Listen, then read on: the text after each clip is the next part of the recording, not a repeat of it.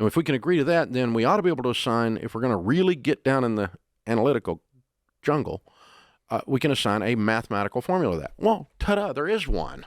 It already exists. We just never applied it in that. In the investment world, they teach us to adjust. You don't compare an aggressive growth stock mutual fund that has a high peaks and valleys on the graph, volatile, with a growth and income fund, which has almost no peaks and valleys.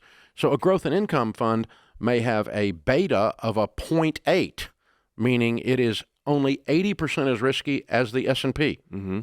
When you're comparing it to an aggressive growth stock mutual fund that might have a 2.0, meaning it's twice as volatile, risky. And so in that world, we're taught, I mean, one of the first things you learn doing financial analysis in that world is you use the beta as an inverse in the math, and you flip it on its head, and you multiply it through, and you adjust for risk mathematically, so that you can then say, after you adjust for the volatility, the 0.8 versus the 2.0 versus the S&P is a 1.0, it's your baseline.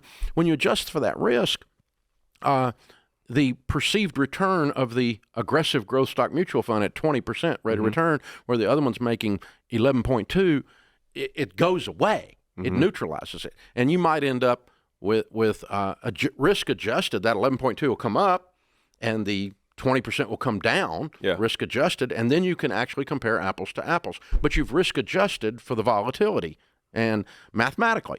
We don't do that in business. Right.